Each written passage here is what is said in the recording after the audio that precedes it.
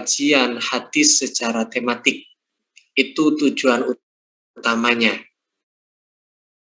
Sebentar.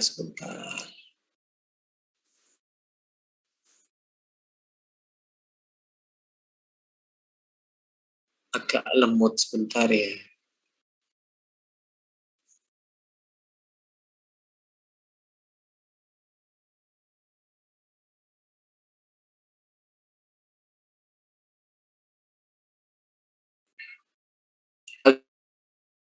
Kalian yang tidak berhalangan untuk hidupkan videonya, hidupkan.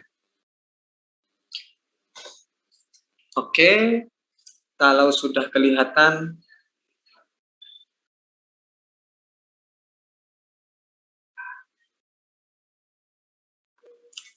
di layar itu ada gambar, ada file tentang desain kajian hadis tematik. Kalian nanti bisa baca sendiri bagian-bagian utamanya. Ini hanya pengenalan. Artinya, teman-teman bisa memilih dari 3 model metode kajian hadis tematik. Model yang pertama itu dengan atau berpijak pada kata kunci khusus. Misal kita mau bahas jihad, atau mau bahas salam, atau mau bahas hal-hal yang berhubungan yang itu ada kata-kata yang memang digunakan dalam hadis. Boleh. Artinya, kita mau bahas jihad dalam hadis misalnya, ya sudah kita ambil kata kunci jihad itu sebagai titik utama kita untuk kemudian nanti melakukan kajian lebih lanjut. Yang kedua, kita bisa menggunakan model tematik terhadap sebuah hadis khusus. Maksudnya adalah kita misalnya ketemu, kita mau bahas tentang ru'yatul hilal. Dan kita mau fokus pada satu hadis yang penting itu, hadis tersebut kita anggap representatif, mewakili kajian tentang ru'yatul hilal. Ini juga boleh. Kemudian model yang ketiga, kita mau melakukan kajian hadis tapi dengan pola metode tematik konseptual.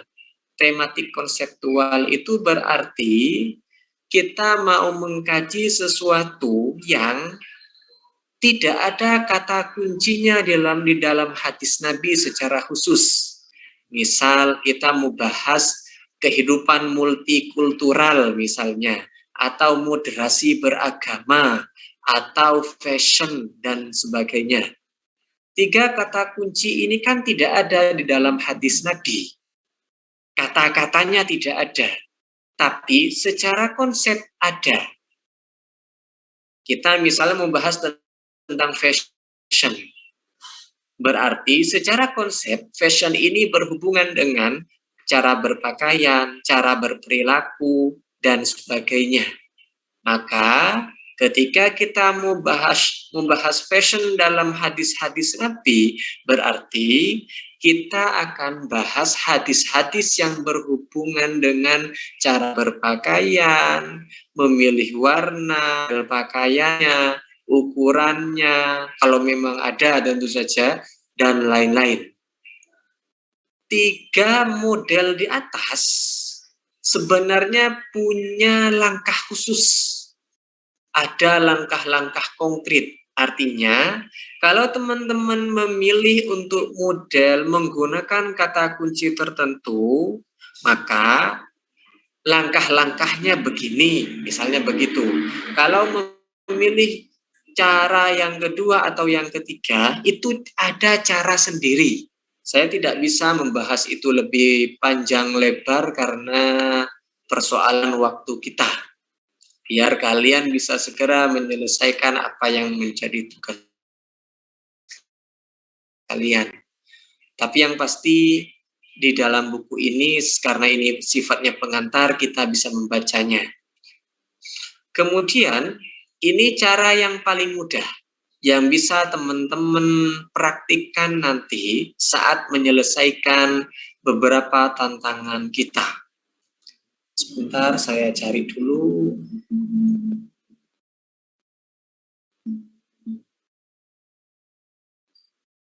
Oke, ini ada subbab desain awal kajian hadis tematik.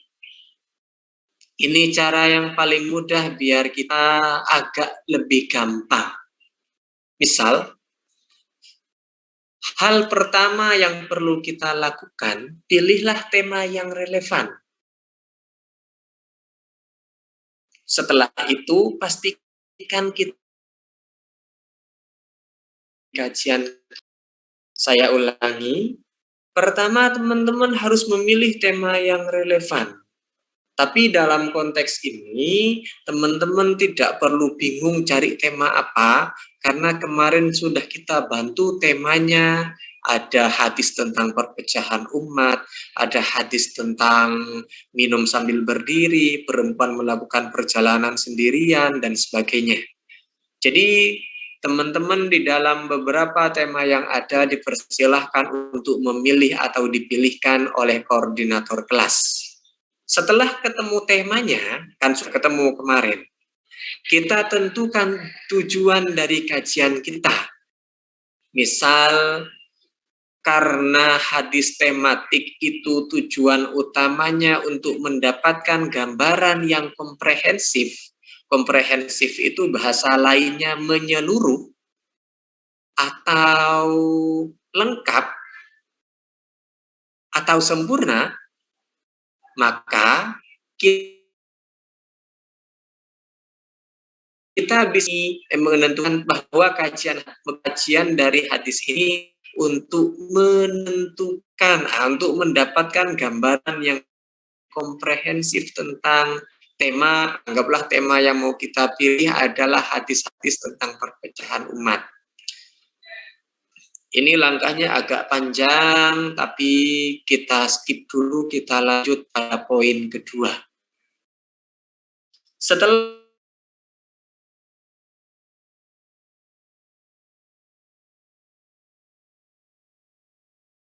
kita tentukan salahnya judul. Kita tidak pernah menyarankan judul itu ada dulu. Bahkan judul itu kita bisa sarankan bisa paling belakang. Kenapa? Karena kalau judulnya kita taruh di awal, kita tidak tahu kalau setelah bikin judul itu justru kita sulit malah. Kita merasa terbatasi. Makanya kita pilih tema dulu. Bukan judul dulu. Nah, setelah kita mendapatkan judul, maka hal berikutnya yang bisa kita lakukan adalah melakukan tinjauan pustaka dan kajian teori. Melakukan tinjauan pustaka itu artinya, sederhananya, teman-teman melacak bagaimana orang-orang di luar sana itu sudah melakukan kajian yang sama. Saya ulangi, orang yang membahas tema tentang hadis iftiraq atau hadis tentang perpecahan umat, itu kan banyak. Makanya dalam konteks ini, pada langkah ketiga kita melakukan tinjauan pustaka. Artinya kita melacak apa yang sudah dilakukan oleh orang itu. Tujuannya biar kita punya gambaran kajian mereka sudah sampai mana, dan kira-kira nanti apa yang membedakan kajian kita dengan kajian mereka. Kenapa ini menjadi penting? Karena kalau khawatir kita tulis hanya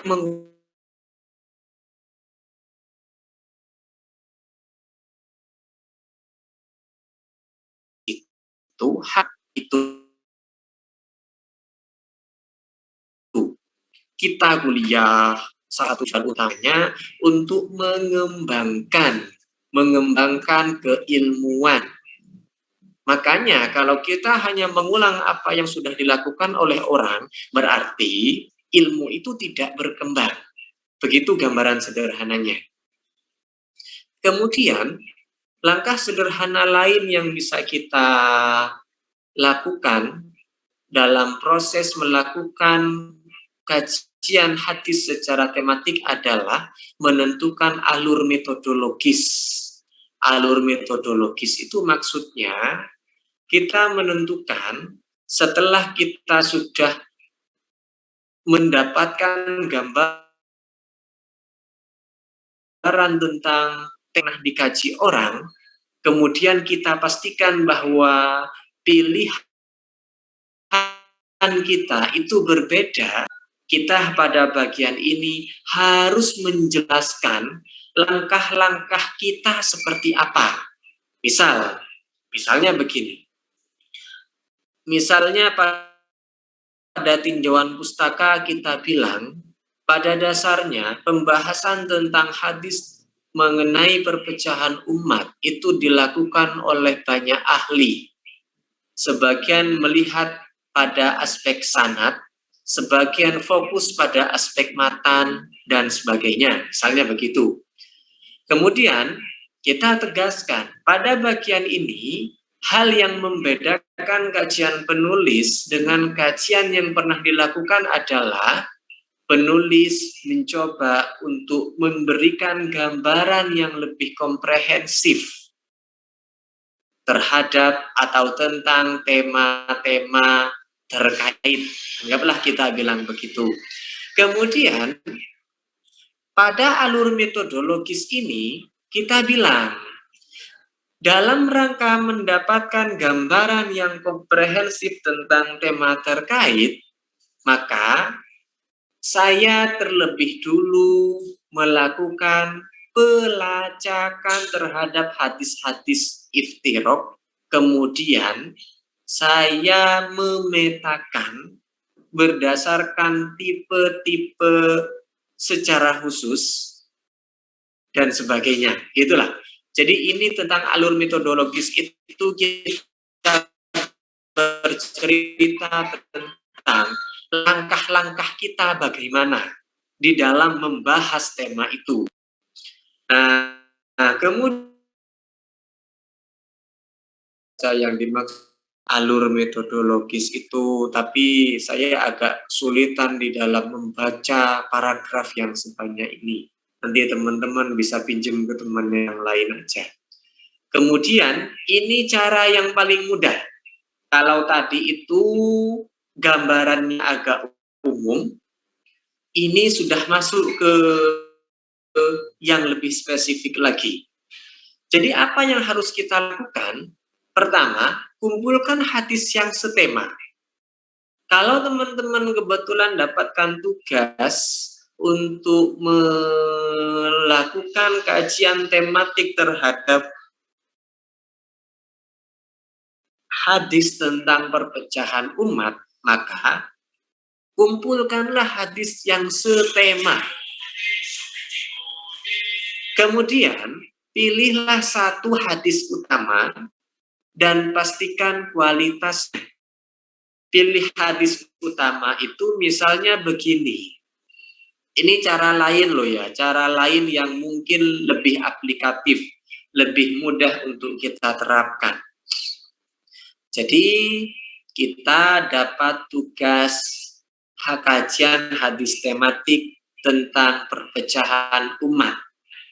Jadi kita kumpulkan dulu hadis yang berbicara tentang tema itu.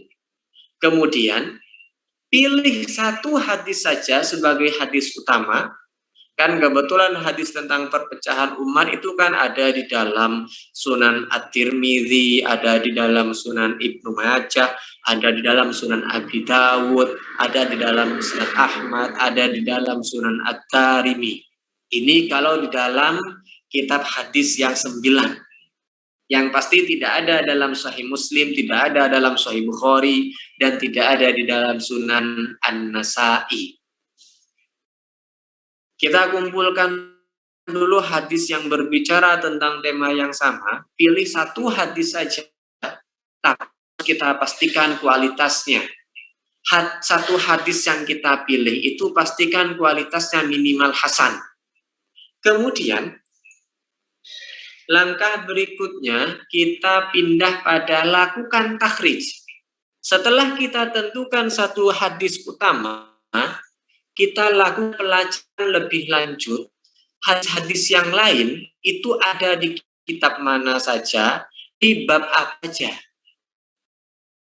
Dan setelah itu, kalau ternyata dari sekian banyak hadis yang sudah kita kumpulkan dan sudah kita lacak keberadaannya, itu ternyata saling kontradiksi antar satu dengan yang lain, kita harus menyelesaikan aspek kontradiktif itu.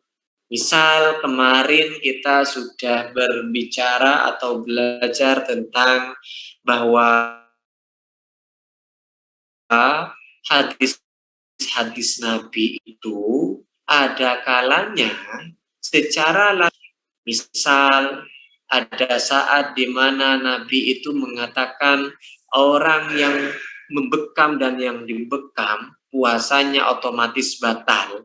Tapi di saat yang lain, Nabi justru melakukan atau dibekam dan beliau tetap puasa. Kemarin-kemarin itu kita belajar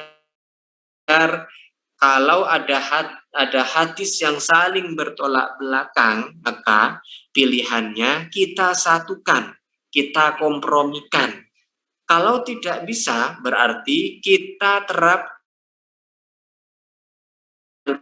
mansuh, nasih atau dimansuh sama hadis yang terakhir. Begitu seterusnya.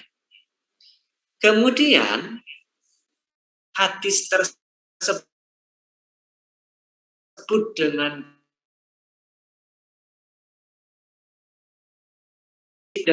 sudah ngelacak, maka kita harus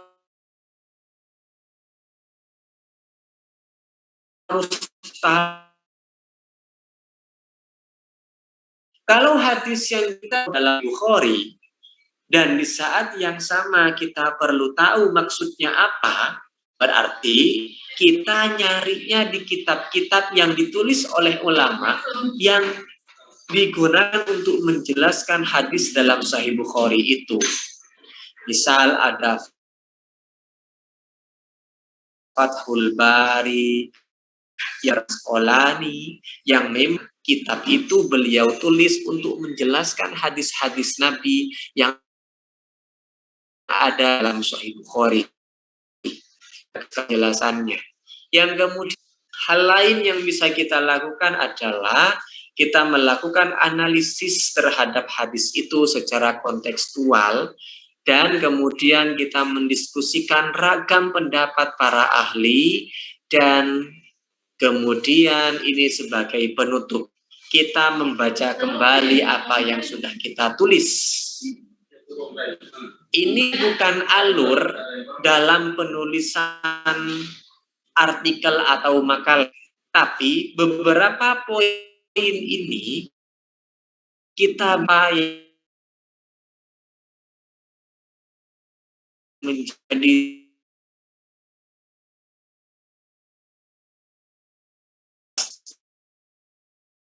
kita tidak boleh terlalu fokus pada aspek sanad.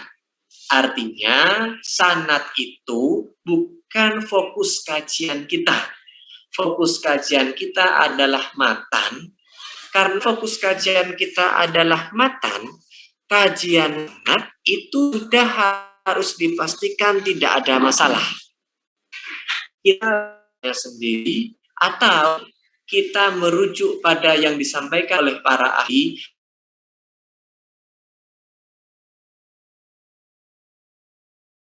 Kita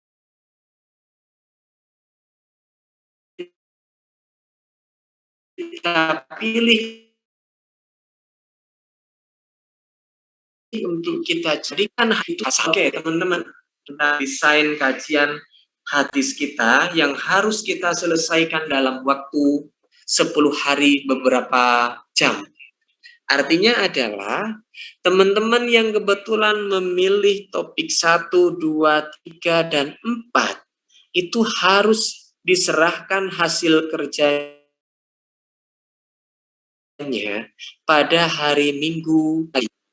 Lalu bagaimana yang tidak kebagian tugas? Gak usah khawatir.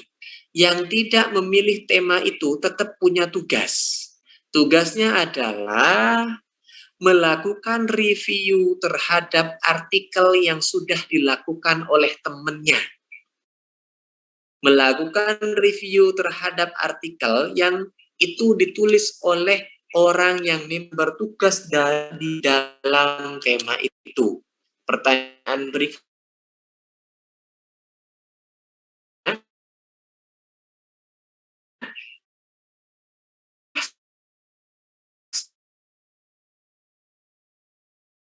Ini sebenarnya kelompok, ini kerja individu. Tapi masing-masing dari individu itu boleh kerjasama. Apakah boleh sama? Tidak. Tapi boleh mirip. Soal seperti apa gambarannya, seperti apa sistematikanya, itu sudah saya taruh di e-learning. Yang pasti